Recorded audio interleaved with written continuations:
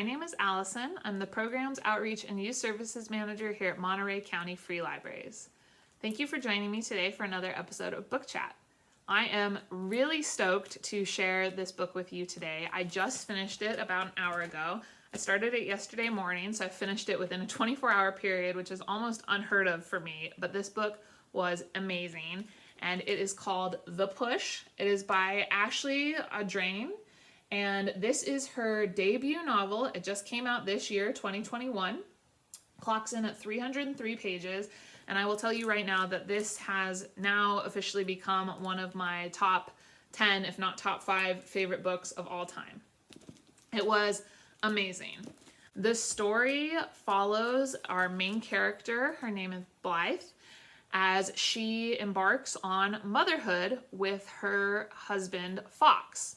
The story is told as a remembrance in a letter, a very long letter, probably more like a slight manifesto, that she is writing to Fox after their marriage has fallen apart. And it starts off with her outside of Fox's new home, watching his new family on Christmas Eve. And so I'm just going to read a small section from the first chapter of the book because the tone of the story was a lot different than what I was expecting, and it threw me off at first, but it really ends up drawing you in. So this is told from, like I said, Blythe's perspective, and she's sitting out in the car watching her family. When I look back up, the girl is standing at your open front door. Her face is half lit by the lantern above your house number. The plate she's holding is stacked with carrots and cookies. You'll leave crumbs on the tile floor in the foyer. You'll play along, and so will she. Now she's looking at me sitting in the car. She shivers. The dress your wife bought her is too small, and I can see that her hips are growing, that her chest is blooming. With one hand, she carefully pulls her ponytail over her shoulder, and it's more the gesture of a woman than a girl. For the first time in her life, I think our daughter looks like me. I put down the car window and I lift my hand, a hello, a secret hello. She places the plate at her feet and stands again to look at me before she turns around to go inside, to her family. I watch for the drapes to be yanked closed, for you to come to the door to see why the hell am I parked outside your home on a night like tonight. And what really could I say? I was lonely. I missed her. I deserved to be the mother inside your glowing house. Instead, she prances back into the living room where you've coaxed your wife from the chair. While you dance together close, feeling up the back of her shirt, our daughter takes the boy's hand and leads him to the center of the living room window, an actor hitting her mark on the stage. They were framed so precisely. He looks just like Sam. He has his eyes and that wave of dark hair that ends in a curl, the curl I wrapped around my finger over and over again. I feel sick. Our daughter is staring out the window looking at me, her hands on your son's shoulders. She bends down and kisses him on the cheek, and then again, and then again. The boy likes the affection. He's used to it. He's pointing to the fallen snow, but she won't look away from me. She rubs the top of his arms as though she's warming him up, like a mother would do. I think she might reach for the curtain, but she doesn't. My eyes don't leave her this time. I pick up the thick stack of paper beside me on the passenger seat and feel the weight of my words. I've come here to give this to you. This is my side of the story.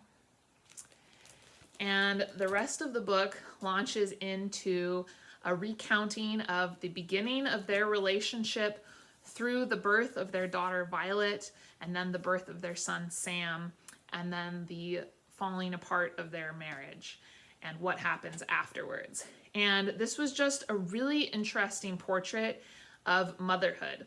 Usually I feel like a lot of times in fiction when there are books about motherhood, it's about how wonderful it is, all the, beautiful aspects, and this is just all darkness. There are some very explicit scenes of childbirth that don't hold back on the imagery at all. Blythe does not have a connection with Violet when Violet is born, and that is kind of the driving force of most of the story. And it's just kind of like the raw, seedy underbelly of what motherhood could be. Now, I will say that I don't have any kids. I am not a mom unless you count my 2 dogs. And so I don't know what this experience is like firsthand, but this was just such an interesting perspective for me to read because it was such an opposite side of the picture from what I'm used to seeing in fiction.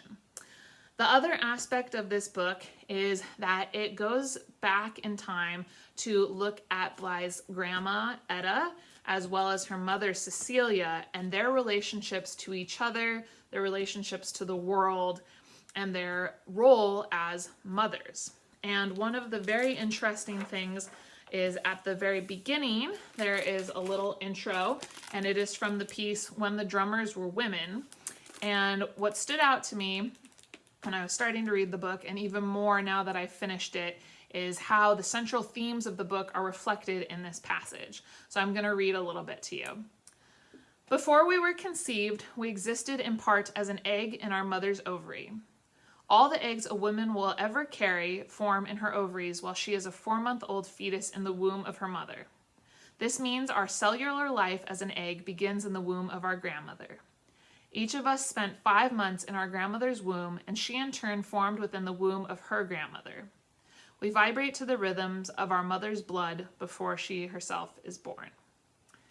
And when I read that before, it's at the beginning of the book, and I just thought, oh, that's kind of weird and cool. And now reading it afterwards, it really has so much to do with the story. And it's really the story of 3 women and how their experiences have informed Blythe's view of motherhood. There's also another side of it that is, it's a complete psychological thriller in one way. Blythe can tell very early she doesn't have a connection with Violet at all. She feels none of the motherly love that she knows she's supposed to feel. And she very early on starts to think that there's something wrong with Violet. And she is just gaslit horribly throughout this book by her husband Fox, who puts a lot of the blame on her.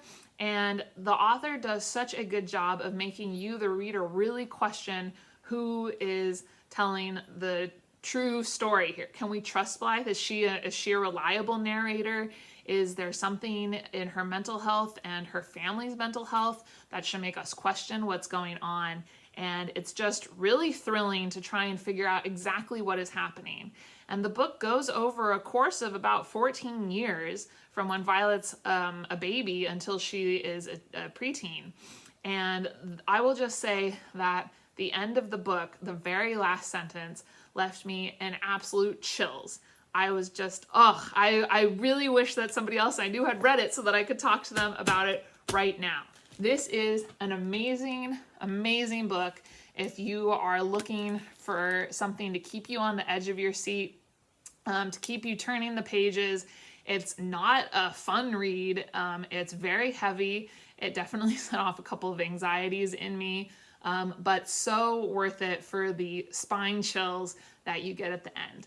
I hope that you will consider reading it.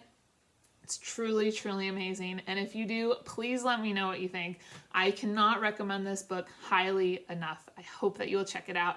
It is in our collection. And I hope that you will tune in next time for another episode of Book Chat. Thanks, everybody. Have a great rest of your week.